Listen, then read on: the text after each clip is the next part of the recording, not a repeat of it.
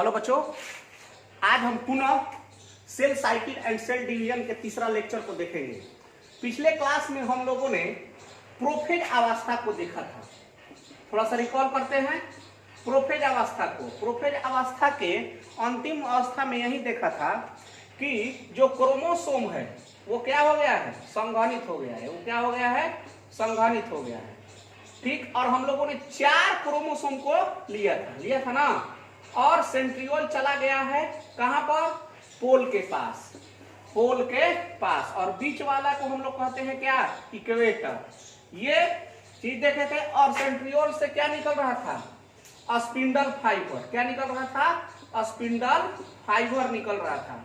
और spindle fibre जो होता है वो जुड़ रहा है कहां पर, इस क्रोमोसोम को। आप बढ़िया से क्रोमोसोम पढ़े हुए हैं, ठीक बेटा। तो क्रोमोसोम के जुड़ता है किस जगह पर, सेंट्रोमियर पर यह स्पिंडल फाइबर जुड़ता है। ठीक, ये आप प्रोफेज अवस्था में देखे थे। और न्यूक्लियर मेम्ब्रेन क्या हो गया था, समाप्त। उसके बाद कौन सी अवस्था आ जाएगी, मेटाफेज अवस्था। अब देखिए मेटाफेज अवस्था में क्या होगा, ये क्रोमोसोम और संघनित होंगे। और क्या होंगे, संघनित होंगे। अब ये सेल जो है पहुंचा कहां पर, मेटाफेज अवस्था में। सारे सेल ऑर्गेनली जो भी थे डिसअपियर हो गए हैं। सेल मेम्ब्रेन, न्यूक्लियर मेम्ब्रेन भी क्या हो गया, डिसअपियर यानी कि विलुप्त हो गए हैं। अब ये पोल पर जो है स्पिंडल फाइबर के ये सेंट्रियोल जो है पोल पर उपस्थित है। और ये जो क्रोमोसोम है, ये क्या है, कौन, क्रोमोसोम एक सीध में अरेंज होंगे। कहां पर सीध में अरेंज होंगे जी, तो ये एक सीध में अरेंज होंगे कहां पर, इक्वेटर पर। कहां पर, इक्वेटर पर। ये एक सीध में अरेंज होंगे। आपको जो हमने 4 क्रोमोसोम लिया है ना बेटा, ठीक, ये एक सीध में अरेंज होंगे कहां पर, इक्वेटर पर। ठीक, ये एक सीध में अरेंज होंगे, व्यवस्थित होंगे इक्वेटर पर। ठीक, और हमने 4 क्रोमोसोम लिया है, जितना भी हो, ओके। ठीक, तो ये इक्वेटर पर ये क्रोमोसोम क्या हो गए, व्यवस्थित हो गए। और व्यवस्थित होंगे जिस एक तल में व्यवस्थित होते हैं, एक सतह में व्यवस्थित होंगे। इन सतह को कहते हैं मेटाफेजिक प्लेट। इन सतह को क्या कहते हैं, मेटाफेजिक प्लेट। अब बताइए तो इनसे पहले से ही जुड़ा हुआ है क्या, सेंट्रोमियर से स्पिंडल फाइबर। सेंट्रोमियर से क्या जुड़ा हुआ है, स्पिंडल फाइबर। किनसे, इन मेटाफेजिक प्लेट पे उपस्थित क्रोमोसोम के सेंट्रोमियर से जुड़ा हुआ है। जुड़ा हुआ है ना, समझ रहे हैं बात को। तो ये स्पिंडल फाइबर जुड़ा है। और आप जानते हैं कि स्पिंडल फाइबर जो है, ये स्पिंडल फाइबर जो है ये कैसा प्रोटीन है, ट्यूबुलिन प्रोटीन है। कैसा है, ट्यूबुलिन प्रोटीन। आप सेल में पढ़े हैं। और ट्यूबुलिन प्रोटीन कैसा प्रोटीन होता है, कॉन्ट्रैक्टाइल प्रोटीन होता है। कॉन्ट्रैक्टाइल प्रोटीन होता है, मतलब आपका संकुचनशील प्रोटीन है, यही ना। ठीक, तो ये पोल पर है उपस्थित, आपको क्या, सेंट्रियोल उपस्थित है।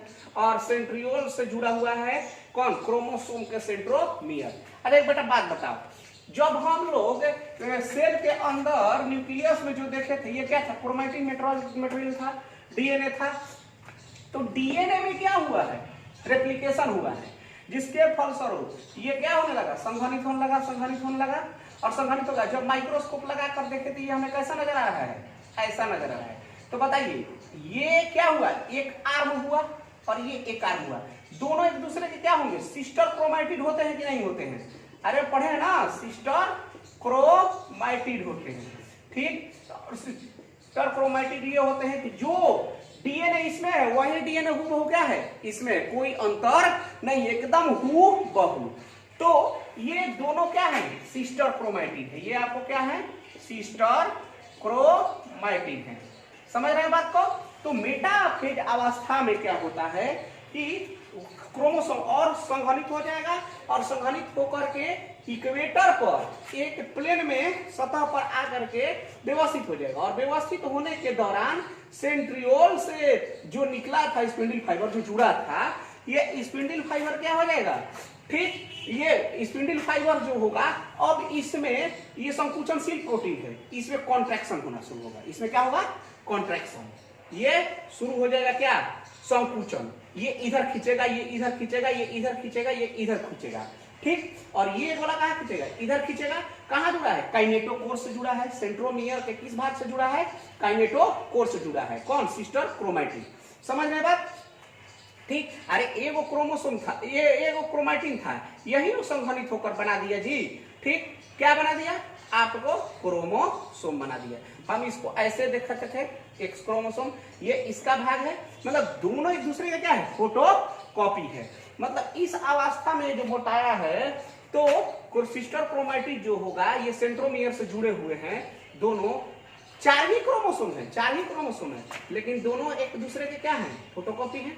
क्रोमैटिड है अलग अलग, क्रोमैटिड अलग अलग है, आप सब पढ़े हुए हैं। तो ये मेटाफेरिक प्लेट, अब इसमें कॉन्ट्रैक्शन शुरू होगा। जैसे ही कॉन्ट्रैक्शन शुरू होगा, इसमें कौन सी अवस्था शुरू हो जाएगी, ठीक। हाँ, एक बात और, यहाँ पर अत्यंत संघनित हो जाता है मेटाफेज अवस्था में क्रोमोसोम। तो हम किसी भी ऑर्गेनिज्म के क्रोमोसोम की जो स्ट्रक्चर का अध्ययन करते थे, जैसे आप लोगों ने पढ़ा था कि मेटासेंट्रिक, एसेंट्रिक, जो क्रोमोसोम की संरचना को हम लोगों ने पढ़ा था, कहाँ पर, पार्टाइप को पढ़ा था सेल में। तो वो इसका अध्ययन करने का मॉर्फोलॉजिकल स्ट्रक्चर, यानी उसके देख करके अध्ययन करने का सबसे बेस्ट समय अवस्था कौन सा है, मेटाफेज। अब क्या होगा, अब अवस्था मेटाफेज जब ये हो गया, तो अब अवस्था शुरू होगा किसका, एनाफेज का। किसका अवस्था शुरू होगा, एनाफेज। मेटाफेज से एनाफेज में अब क्या होगा, ये स्पिंडल फाइबर इधर जा रहा है, ये स्पिंडल फाइबर इधर जा रहा है, ये स्पिंडल फाइबर इधर, ये कॉन्ट्रैक्शन हो रहा है, संकुचन हो रहा है, खींच रहा है। तो बताइए, तो ये काइनेटोकोर जो पॉइंट है वो टूटेगा, टूटेगा नहीं? तो बताइए, ये कहां चला जाएगा, ये भाग, ये सिस्टर क्रोमैटिड जो है, ये कहां चला जाएगा, ऊपर चला जाएगा। और ये सिस्टर क्रोमैटिड कहां चला जाएगा, यहां आ जाएगा, आ जाएगा, यहीं आ जाएगा। ये कंडीशन होना शुरू हो जाएगा। तो एनाफेज अवस्था में सिस्टर क्रोमैटिड जो होते हैं अलग होना शुरू हो जाते हैं। क्रोमोसोम के जो सिस्टर क्रोमैटिड है, जो क्या हो जाएंगे, अलग होना शुरू हो जाएंगे। क्या होना शुरू हो जाएंगे, अलग होना शुरू हो जाएंगे, ठीक। सिस्टर क्रोमैटिड अलग होना शुरू हो गए, सिस्टर क्रोमैटिड आपका क्या होना शुरू हो गए, अलग होना शुरू हो गए, ठीक। और ये सिस्टर क्रोमैटिड जो है, अब इनमें लगातार क्या हो रहा है, संकुचन हो रहा है। ये धीरे धीरे धीरे धीरे मूव करते जाएंगे, कहां पर, पोल की ओर। कॉन्ट्रैक्शन क्या होगा, पोल की ओर। और ये क्या है, संघनित भाग है। तो ये क्या हो गए, एकक सिस्टर क्रोमैटिड हो गए। अब ये सिस्टर क्रोमैटिड जो है, ये कहां पहुंच जाएंगे, पोल के पास पहुंच जाएंगे। ये चारों सिस्टर क्रोमैटिड इधर, और ये चारों सिस्टर क्रोमैटिड इधर। अब दोनों एक दूसरे के क्या है, फोटो कॉपी है कि नहीं है, समझ रहे हैं। तो एनाफेज अवस्था में अंतिम होते होते ये क्रोमैटिड कहां पहुंच गए, पोल के पास। अब देखिए, अब ये पोल के पास हम मिटा रहे हैं थोड़ा सा, कि मतलब पोल के पास चले गए हैं, समझने की कोशिश कीजिएगा। ऐसे चित्र सब कुछ आपके बनाया हुआ है। तो बताइए, यहाँ पर सेंट्रियोल है, बताइए, तो ये आपके क्रोमैटिड आए हैं, 4 गो आए हैं ना क्रोमैटिड जी, ठीक। 4 गो क्रोमैटिड आए हैं, 4 गो क्रोमैटिड आए हैं, ठीक। तो ये चारों क्रोमैटिड जो हैं, ये यहां पर आए हैं, ठीक। ये 4 गो क्रोमैटिड आए हैं, सॉरी 4 गो क्रोमैटिड आए हैं। जैसे ही पहुंचते हैं चारों क्रोमैटिड अपने अपने पोल पर, ये कौन सी प्रक्रिया शुरू हो जाती है, चौथी प्रक्रिया शुरू हो जाती है, जिसको हम लोग कहते हैं टीलोफेज। क्या कहते हैं, टीलोफेज। टीलो माने अंतिम, यानी अवस्था। अंतिम अवस्था में क्या होगा कि ये जो क्रोमैटिड है पतला होते जाएगा। क्या होता जाएगा, पतला, यानी तंतुमय होना शुरू हो जाएगा। कैसा होना शुरू हो जाएगा, अरे भैया वो जो मोटाई था वो क्या हो गया, उभर गया। क्या हो गया, भोजपुरी में कहते हैं उभर गया। ये क्या हो गया, तंतुमय होता चला जाएगा। और तंतुमय जैसे ही होगा, इनके चारों ओर घिर जाएगा क्या, न्यूक्लियर मेम्ब्रेन। क्या बन जाएगा, न्यूक्लियर मेम्ब्रेन बन जाएगा। इनके चारों ओर बन जाएगा क्या, आपको केंद्रक झिल्ली, ठीक। और ये क्या है, आपका जो घेरे हुए पार्ट होगा, और घेरे हुए पार्ट होगा, तो न्यूक्लियर मेम्ब्रेन से जो घेरे हुआ पार्ट होगा, इसको क्या कहते हैं, न्यूक्लियोप्लाज्म कहते हैं। क्या कहेंगे, न्यूक्लियोप्लाज्म कहेंगे, ठीक। ये भी क्या हो जाएंगे, पतला पतला हो जाएंगे, टीलोफेज अवस्था में क्या हो जाएंगे, पतला हो जाएंगे, और इनके चारों ओर क्या हो जाएगा, घिर जाएगा, क्या बन जाएगा, न्यूक्लियर मेम्ब्रेन बन जाएगा। ये बन जाएगा आपका कौन सा, न्यूक्लियर मेम्ब्रेन बनेगा। और न्यूक्लियर मेम्ब्रेन जैसे ही बनेगा तो अब ये क्या बन जाएगा, न्यूक्लियोप्लाज्म हो जाएगा। अरे घेर लेगा सब्सटेंस तो न्यूक्लियोप्लाज्म होगा ना जी, समझ रहे हैं बात। अब कंडीशन क्या होगा कि इसको बनाना होगा न्यूक्लियोलस, तो न्यूक्लियोलस बना लेगा। क्यों, क्योंकि न्यूक्लियोलस कहां से बनता है, इसी क्रोमैटिन के डीएनए से ही बनता है, समझ रहे, एनओआर रीजन से बनता है, जो बनाना होगा बना लेगा। अब ये क्या हो गया, एक सेंट्रियोल, ये क्या हो गया, न्यूक्लियस हो गया। बताइए तो ये न्यूक्लियस हो गया कि नहीं हो गया, ये क्या है, क्रोमैटिन है कि नहीं है, क्रोमैटिन है कि नहीं। अरे भैया जो मोटा था फिर पतला हो गया कि नहीं पतला हो गया, जो क्रोमैटिन था पतला हो गया, ये क्रोमैटिन हुए। बताइए तो इसका डीएनए और इसका डीएनए क्रोमैटिन का दोनों एक दूसरे का फोटोकॉपी है कि नहीं, दोनों एक दूसरे का फोटोकॉपी है ना, बात समझ रहे हैं ना। ठीक, अब ये प्रक्रिया जैसे ही क्या बन गया, दो न्यूक्लियस बन गया, क्या बन गया, दो न्यूक्लियस बन गया। तो बताइए तो दो न्यूक्लियस बन गया कहां पर, टीलोफेज अवस्था में, और केंद्रक का कई गो केंद्रक था इस सेल में, एक ही केंद्रक था जी, कई क्रोमोसोम था, 4 गो, और इस केंद्रक का क्या हो गया, विभाजन। कौन कौन प्रक्रिया, कैरियोकाइनेसिस में, कौन कौन, प्रोफेज अवस्था में शुरुआत हुआ था जिसमें डिसअपीयर होना शुरू हो गया, और ये क्रोमैटिन संघनित होना शुरू हो गया था, और क्या बनाया था, क्रोमोसोम, और क्रोमोसोम में क्या हो गया, क्रोमैटिड हो गया, दोनों एक दूसरे का फोटोकॉपी है। तो बताइए तो दो न्यूक्लियस बदल गया कि नहीं, एक सेल में बदल गया ना। तो कौन सी प्रक्रिया पूरी हो गई, कैरियोकाइनेसिस, कौन सी प्रक्रिया पूरी हो गई, कैरियोकाइनेसिस। ठीक बेटा, चलिए इस चीज को हम लोगों ने देखा, और आप जो कॉपी में लिखे हैं उसको थोड़ा अब देखते हैं, समझते हैं, पढ़ते हैं, समझ रहे हैं बेटा। ठीक, तो अब मान लीजिए कि अभी आपको समझ में नहीं आया हो, मान लीजिए किसी को लगा हो कि नहीं सर फर्स्ट बार में, तो पुनः इस लेक्चर को देखिए, समझ रहे हैं ना, पुनः इस लेक्चर को देखिएगा। तो चलिए देखते हैं प्रोफेज अवस्था जहां खत्म हुआ था, मेटाफेज, न्यूक्लियर मेम्ब्रेन विलुप्त होने के बाद ही कैरियोकाइनेसिस की दूसरी अवस्था मेटाफेज शुरू हो जाती है। बिखरे हुए क्रोमोसोम संघनित हो जाते, बताए थे ना कि बिखरे हुए क्रोमोसोम और क्या हो जाएंगे, संघनित हो गए, और एक प्लेट पर एक तल में क्या होंगे, आपको वो सज जाएंगे, अरेंज हो जाएंगे। ठीक, संघनित क्रोमोसोम साइटोप्लाज्म के कोशिका के बीचों बीच एक सीध में आ जाते हैं। देखिए यहाँ पर पोल पर है सेंट्रियोल है, और 4 गो क्रोमोसोम इधर घूम रहा है।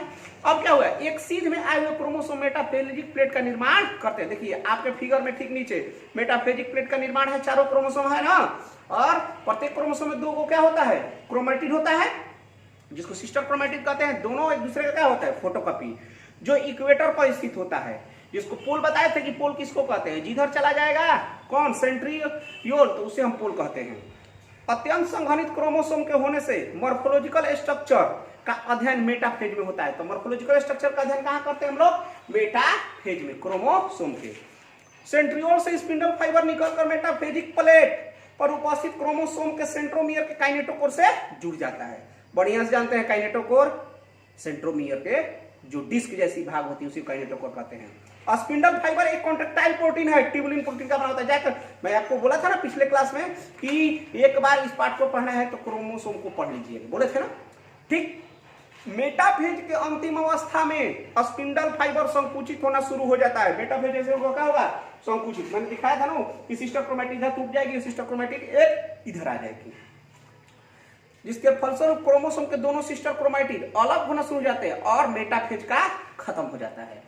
अब आया एनाफेज, तो बताइए अब क्या होगा, लेट में उसको अंतिम लेट मेटाफेज का, एनाफेज में क्या होगा, क्रोमैटिड आ रहा है, क्रोमैटिड आ, ये पतला होते भी जा रहा है कि नहीं जा रहा है, समझ रहा है बात। तो वैसी इस अवस्था में क्रोमोसोम के क्रोमैटिड सेंट्रोमियर से टूटकर अलग हो जाते हैं और स्पिंडल फाइबर की सहायता से दूसरे पर पोल पड़ जाते हैं। देखिए लेट मेटाफेज लिखा है, स्पिंडल फाइबर है, क्रोमैटिड या क्रोमैटिन जिसको कहते हैं, और ये चारों पोल पर चले गए। एनाफेज सबसे छोटी अवस्था होती है।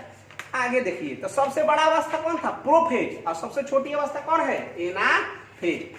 आइए टीलोफेज देखते हैं। इस अवस्था में सेल के विपरीत पोल पर क्या हो गया है, स्पिंडल फाइबर दिखना बंद हो जाता है। अब बंद हो जाएगा तो क्या बना देगा, न्यूक्लियस बना देगा। इसके कुछ ही देर बाद क्रोमैटिड के चारों ओर न्यूक्लियर मेम्ब्रेन बन जाते हैं तथा साइटोप्लाज्म डबल मेम्ब्रेन। अब इसमें क्या हो जाएगा, डबल मेम्ब्रेनस स्ट्रक्चर, माइटोकॉन्ड्रिया ये सब दिखाई देना शुरू हो जाता। कहीं गया था ना इसी में, उसका रिफ्रैक्टिव इंडेक्स बदल गया था इसलिए दिखाई नहीं देता है, इसी प्रोटोप्लाज्म में था, ठीक।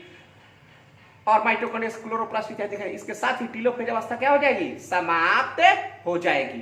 तो देखिए दो क्या बन गया है आपका, न्यूक्लियर मेम्ब्रेन यहाँ पर दिखाया गया है, और एक ठो ऊपर में, ये स्ट्रक्चर में क्लियर नहीं दिख रहा है, ये क्लियर जो स्ट्रक्चर में है, चलिए कोई बात नहीं, आप यहाँ पर देख लीजिए इस स्ट्रक्चर को और आप समझ सकते हैं, जो हमने देखा है लेक्चर, आप इस स्ट्रक्चर को देखकर समझ सकते हैं। ओके, टीलोफेज माइटोसिस के क्या है, अंतिम अवस्था। तो चलिए अभी हम लोगों ने क्या पढ़ा, हम लोगों ने माइटोसिस पढ़ रहे थे। तो देखिए तो 4 गो क्रोमोसोम है, 4 गो, अरे 4 गो क्रोमैटिन था ना जी, 4 गो क्रोमैटिन था ना, 4 गो क्रोमैटिन, वही समझ तो क्रोमोसोम बनाया, 4 गो क्रोमैटिन आ गया कि नहीं आ गया, आगे कि नहीं हो गया, तो बराबर विभाजन हुआ है कि नहीं, 4 गो इस केंद्रक में भी है, 4 गो इस केंद्रक में। कैसे हुआ था, क्रोमैटिन संघन का क्रोमोसोम बनाया था, क्रोमैटिन का है, क्रोमोसोम का है, अरे पतला है क्रोमैटिन है, मोटा है क्रोमोसोम का है, अरे भैया लड़कवा तो वही है, वो पतला था एक बार, क्या हो गया है, मोटा हो गया था, काहे नहीं इसको हम कह देंगे क्रोमोसोम नहीं, 4 क्रोमोसोम इसमें, 4 क्रोमोसोम, तो एक सेल में अगर यहाँ पर जितना क्रोमोसोम उतना ही अगला न्यूक्लियस के क्रोमोसोम आएगा तो उसको क्या कहेंगे, माइटोसिस, समान विभाजन, ठीक। चलिए आगे देखते हैं साइटोकाइनेसिस। तो ठीक है बेटा, आज हम ज्यादा लंबा लेक्चर नहीं लेंगे, आप इसको एक बार देख लीजिए, ठीक, और लगेगा कि नहीं समझ में आ रहा है तो कॉपी पढ़ लीजिएगा और एक और काम कीजिएगा, ठीक, एक और काम कीजिएगा कि इस लेक्चर को या बैक वाला लेक्चर को एक बार और देखने की कोशिश कीजिएगा कि जो है चीज समझ में आ जाएगा। और अगला दिन पढ़ेंगे माइटोसिस में साइटोकाइनेसिस, मतलब कि यहां से क्या होगा, बंटवारा हो जाएगा, कैसे बंटवारा होगा देखेंगे। Okay bye.